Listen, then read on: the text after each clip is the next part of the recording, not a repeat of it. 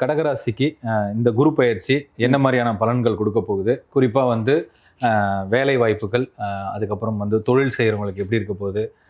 ஏதோ விளையாட்டுத்துறையில் இருக்கவங்க, அப்புறம் மருத்துவத்துறையில் இருக்கவங்க, இந்த மாதிரி பல கேள்விகள். என்ன மாதிரியான அதிர்ஷ்ட மழை இந்த குரு பயிற்சி கொடுக்க போகுது இந்த கடகராசிக்கு அப்படின்றது ரொம்ப ஆவலாக இருக்காங்க மக்கள் கேட்குறதுக்கு. சொல்லுங்க ஐயா. கடகராசி என்பது பெரும்பாலும் ஒரு மனோகாரன் சந்திரன் என்பதும், மனம் சரியில்லை என்றால் தினம் நாம் சிந்திக்க முடியாது. பெரும்பாலும் அதில் சில பேருக்கு 5 பெண்ணாகவே பிறந்துருவார்கள். சில இடத்துல 3 ஆண் 3 பெண் பிறப்பார்கள். சில இடத்துல 4 பெண்ணாகவும் 2 ஆணாகவும் பிறப்பார்கள். அது இறைவனுடைய படைப்பு, நம்ம கையில் இல்லை. ஆனால் கடகராசியில் பிறந்தவர்கள் ஒரு தாய் உள்ளம் கொண்ட தன்மை கொண்டவர்கள், தர்ம சிந்தனையின் வலிமையை கண்டவர்கள், தானம் தர்மம் செய்வதில் வல்லமை கொண்டவர்கள், எல்லாரையும் மனதிலையும் இடம் கொண்டவர்கள், எல்லாரோடையும் சமமாக பேசக்கூடிய தகுதி கொண்டவர்கள், அந்த தன்மானத்தை கட்டி காக்கும் தராதாரம் கொண்டவர்கள்னு நம்ம சொல்லலாம். இருந்தாலும் இன்னைக்கு மருத்துவராகவும் கவிஞராகவும் கலைத்துறையாகவும் பேச்சு திறமையும் பேச்சு வல்லமையும் வெளி வாய் செல்வாக்கு அந்தஸ்து எல்லாத்தையும் மிக சிறப்பாக சீர்திருத்தம் பண்ணக்கூடிய தன்மை கொண்டவர் கடகராசியில் பிறப்பவர்கள் தான். கண்ணதாசன் கூட கடகராசி தான், கலைஞர் கூட கடகராசி தான், நம்ம பகவான் இறைவன் ஏழுமலையான் கூட கடகராசி தான். இப்படி கடகத்தில் பிறந்தவர்கள் கடல் கொண்ட நன்றாக இருந்தாலும், கலை கொண்ட சிறப்பாக வளர்ந்தாலும், கற்பனை வளத்திலே மிதந்தாலும் கடகம்தான். அதை யாரும் மறுக்க முடியாது.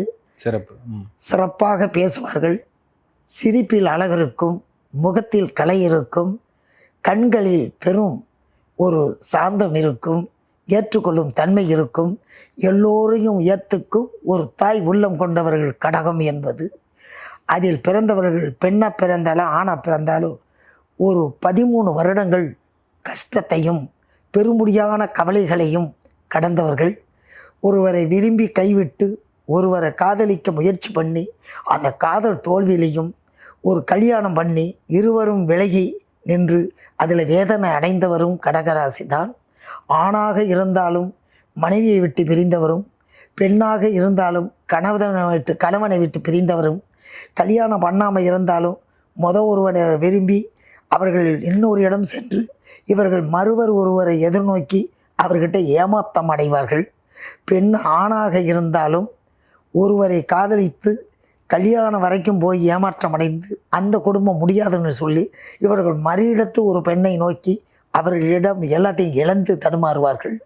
இந்த நிலைகளை கண்டவர்கள் பொருளாதாரத்தில் சீர்குறைவு, கடுமையான உழைப்பு இருந்தும் ஒரு வளர்ச்சி இல்லாத ஒரு அடிப்படை கஷ்டங்கள், தாய்க்கு உடல்நிலை, தாயை கர்மம் பண்ணும் நிலை, தந்தை கண்டுக்காத ஒரு தண்ணி மன்னனாக இருப்பார்கள் தந்தை.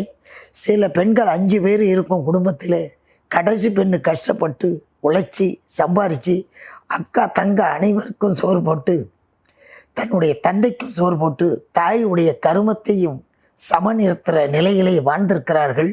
அப்போ 5 பெண்ணும் உழைச்சி கொடுத்துருக்கலாம். அதில் ஒரு பெண்ணு மட்டும் கஷ்டப்பட்டு அந்த அப்பாவுக்கு வந்து போனோன்னா அம்மாவுக்கு நல்லது கிடைச்சி செய்யணும், ஆத்தாவை பார்க்கணும், மாமா குடும்பத்தை பார்க்கணும், அக்கா தங்கச்சி பார்க்கணும், அக்கா புருஷனுக்கு நல்லது செய்யணுங்கிற அளவுக்கு ஒரு சிரமத்தையும் கஷ்டத்தையும் கண்ணீரையும் கலக்கத்தையும் கண்டவர்கள் எத்தனையோ கடைசி பெண்ணாக இருக்கிறார்கள்.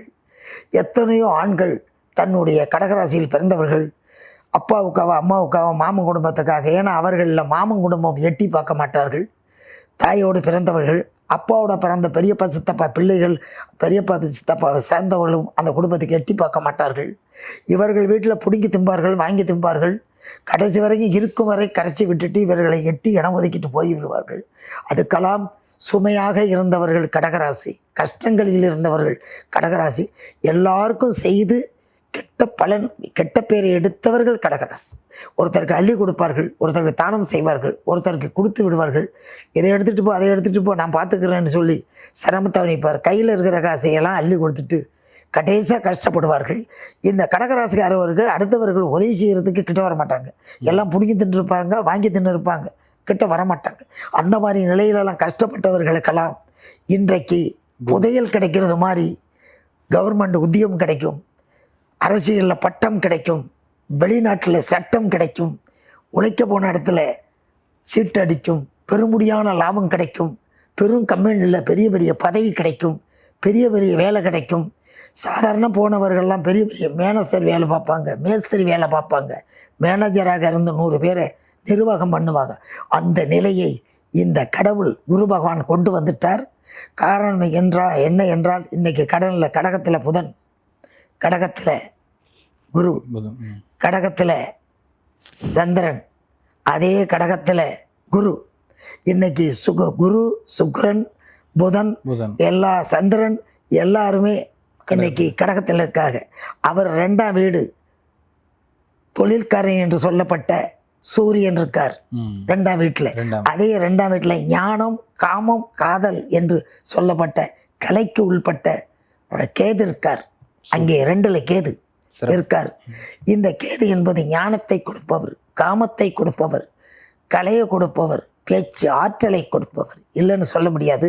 கடகராசி அன்பர்கள் அனைவருமே வாழ்க்கையில் 17 வருடங்கள் தோல்விகளையும் கஷ்டங்களையும் நேரத்துக்கு உணர்ந்த முடியாமை. ஆனால் ஒன்று, நட்புக்காக இன்னொரு இடத்துல கடன் வாங்கி இன்னொரு இடத்துல அவங்களுக்கு நல்லது செஞ்சுருப்பாங்க.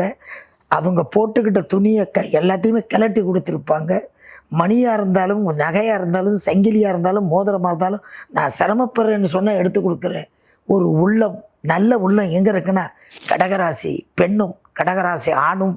அந்த கடகத்தில் பிறந்தவர்கள் வாழ்க்கையில் தோல்வியை கண்டு விட்டார்கள். அதுதான் நானும் ஒரு கவலையாக இருக்கிறேன். காரணம் என்றால் அந்த ராசியில் பிறந்த எல்லாருக்கும் தாய் உள்ளம்னு ஒன்று சொன்னேன். ஒரு தாய்கிட்ட எதை கேட்டாலும் இல்லைன்னு சொல்லாது.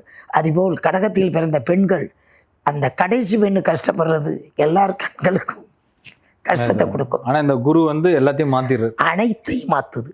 நீ சேத்திலே நின்றாயா கரையேறு, நான் நாற்காலி போடுகிறேன். நீ சாப்பிடாம இருந்தையா அஞ்சவா கரிசோத்தோடு தருகிறேன்.